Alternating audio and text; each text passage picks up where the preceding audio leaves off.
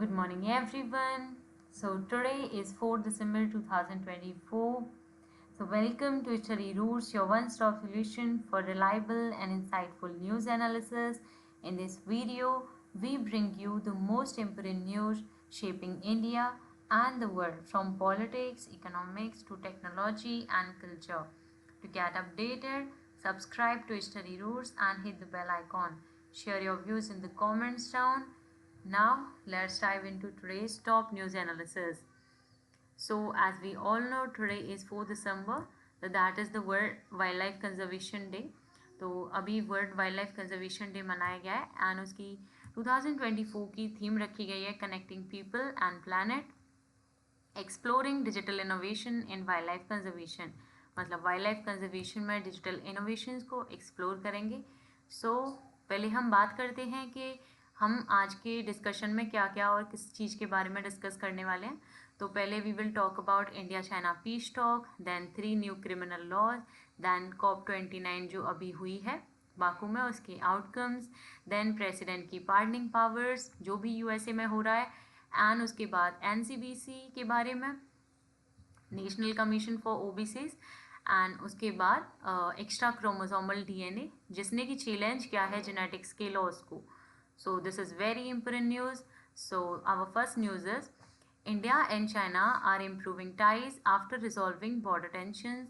मतलब India China improve कर रहे हैं अपने रिलेशंस को बॉर्डर टेंशंस को ख़त्म करके थ्रू डिप्लोमेटिक टॉक्स करके. तो external affair minister S Jaishankar said peace along the border is a key to better relation. हमारे एक्सटर्नल अफेयर मिनिस्टर ने बोला है कि peace talk is very important for better relations. So both sides, दोनों ही side ने अपने ट्रूप्स को हटा लिया है डेमचौक और देपसांग से, जहाँ के बहुत दिन से ये खराबी चल रही थी. वहाँ से दोनों ही साइड्स ने अपने ट्रूप्स को हटा लिया है and will now focus on reducing troop presence. More talk are plan to further strengthen ties. और बहुत सारे और टॉक्स प्लान किए गए हैं टाइज को स्ट्रेंथन करने के लिए. तो ऑफ कोर्स चाइना भी समझ रहा है कि इंडिया की जो ग्लोबल प्रेजेंस है वो इम्प्रूव हुई है and India is becoming the global south leader. अभी हमने G20 में भी देखा था. तो इंडिया ग्लोबल साउथ लीडर बन के उभर रहा है. तो ये इम्पोर्टेंस चाइना भी समझ रहा है. तो चाइना भी अपने पीस बनाने की ट्राई कर रहा है with India. So the next news is PM Narendra Modi announce the implementation of 3 new criminal laws.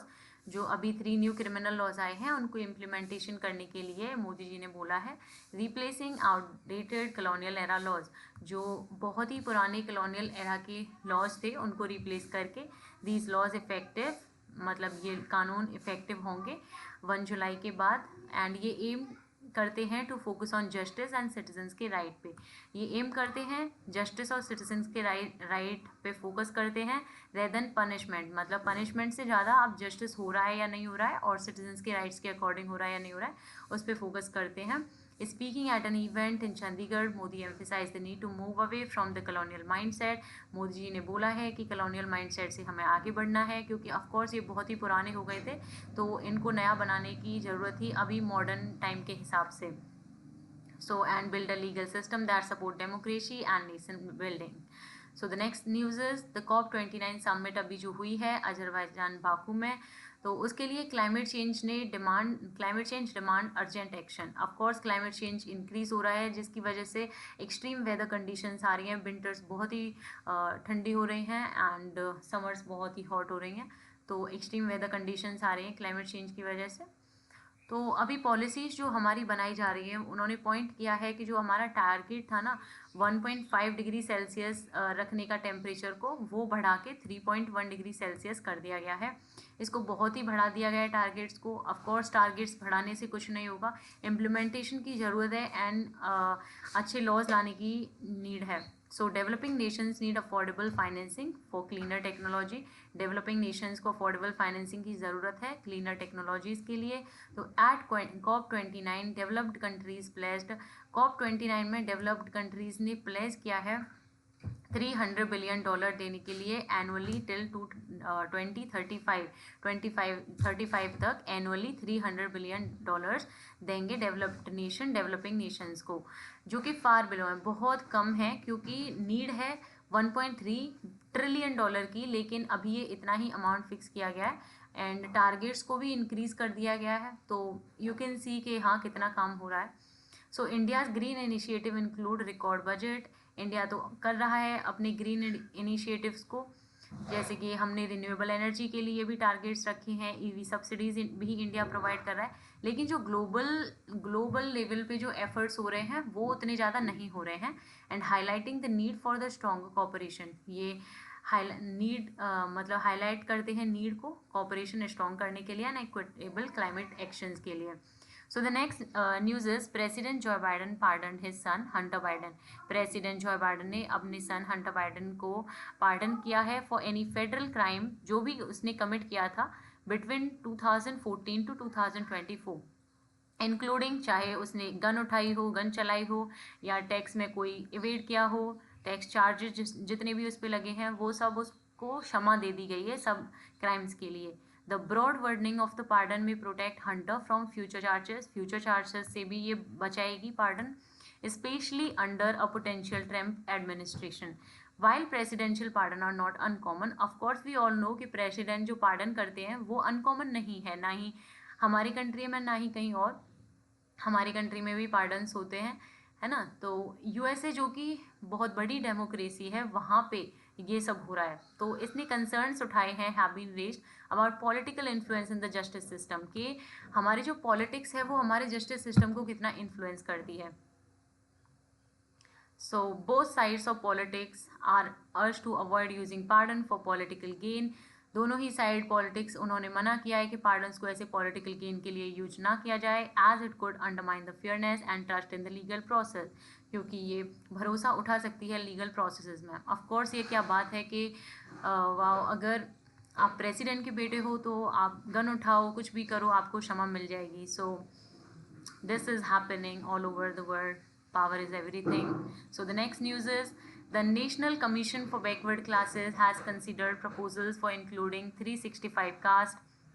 NCBC ने अभी एक प्रपोजल रखा है कि they are going to include 365 caste and कुछ कम्युनिटीज़ हैं उनको in the central OBC list between 2014 to 2024। तो अभी जो 2014 के बाद अभी उन्होंने 16 कम्युनिटीज़ को ऐड भी कर लिया इस लिस्ट में, और ये पावर रहती है पार्लियामेंट के पास। तो NCBC becomes very important with respect to competitive examination, क्योंकि ये पूछा जा सकता है कि it is the statutory body और कॉन्स्टिट्यूशनल बॉडी कौन से आर्टिकल के अंडर आती है और किसके पास पावर होती है कि कौन सी कास्ट एंड कम्युनिटीज़ को एनसीबीसी में इंक्लूड किया जा सकता है ना। तो this becomes very important, please take care of it and read about it in detail. अगर आप चाहते हो कि मैं डिटेल में पढ़ाऊँ तो ऑफकोर्स वीडियो लंबी जाएगी, लेकिन you can comment down here, I'll tell in the next. So the next news is Vice President Jagdeep Dhankar said a dialogue with protesting farmers should happen immediately. अभी जो farmers protest कर रहे हैं क्योंकि उनके प्रोमिसेस थे उनको fulfil नहीं किया गया है, क्योंकि अभी बोला गया था कि फार्मर्स की इनकम को डबल कर दिया जाएगा, एंड ऑल्सो एमएसपी पे भी कोई भी बात नहीं की गई है, ना ही कोई फॉर्मूला दिया गया है एमएसपी के लिए। सो उसके लिए फार्मर्स अनरेस्ट कर रहे हैं और प्रोटेस्ट कर रहे हैं। तो वाइस प्रेसिडेंट जगदीप ढांकर सर ने बोला है कि इस जल्दी से जल्दी इस मैटर के बारे में बात होनी चाहिए, क्योंकि farmers are the backbone of our nation and वो बहुत ही हार्ड वर्क करते हैं जिसकी वजह से हमें खाना मिलता है। तो हमें उनकी रेस्पेक्ट करनी चाहिए एंड गवर्नमेंट को कुछ स्कीम्स उनके लिए लेके आनी चाहिए। So the next news is an international team called, एक इंटरनेशनल टीम है ई डायनामाइक्लेड has discovered extra chromosomal DNA. E डायनामाइक्लेड ने एक्स्ट्रा क्रोमोसोमल डीएनए डिस्कवर किया है। So this news becomes very very important for competitive examination, क्योंकि आपसे पूछा जा सकता है कि अभी एक्स्ट्रा क्रोमोसोमल डीएनए जो फाइंड आउट हुआ है जो कि कैंसर प्रोग्रेशन में रोल प्ले करता है वो किसने किया है, तो दैट इज़ ई डायनामाइक्लेड ने किया है ये, एंड ड्रग रेसिस्टेंस है ये कैंसर का प्रोग्रेशन करता है, चैलेंजिंग। इसने चैलेंज किया है मेंडल्स के थर्ड लॉ को, ये भी पूछा जा सकता है कि क्या चैलेंज कर रहा है मेंडल्स के थर्ड लॉ को, तो that is ecDNA. They found that environmental factors, scientist ने ये भी फाउंड किया है कि जो एनवायरमेंटल फैक्टर्स हैं जैसे कि smoking, exposure to certain substances and genetic mutation can trigger extra chromosomal formation. Smoking वगैरह की वजह से भी आपका एक्स्ट्रा क्रोमोसोमल डीएनए फॉर्म हो सकता है इन ट्यूमर्स, जिससे कि आपको कैंसर हो सकता है। तो extra chromosomal DNA often contain copies of oncogene that drive tumour growth unlike traditional chromosome. The team also identified a drug, team ने एक ड्रग को भी आइडेंटिफाई किया है दैट इज BBI-2779। सो ये भी बहुत इंपॉर्टेंट हो जाता है कि आपको एग्जाम्स में पूछा जा सकता है कि ऐसा कौन सा ड्रग है जो कि किल करता है कैंसर सेल्स को, तो दैट इज BBI-2779। और ये भी पूछा जा सकता है ये क्या है, ड्रग है या क्या है, कोई कुछ पे मतलब वैक्सीन है, क्या है ये, तो ये भी पूछा जा सकता है। तो it's a drug.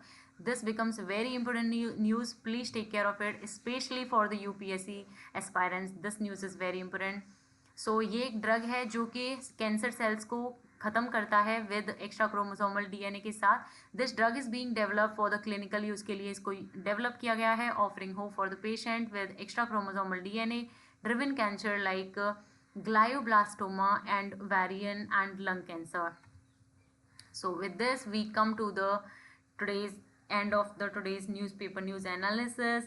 So thanks for watching. If you found this helpful, don't forget to like, share and subscribe to Study Roots, and share your views in the comments down. See you in the next video. Till then, keep learning and stay informed. Thank you.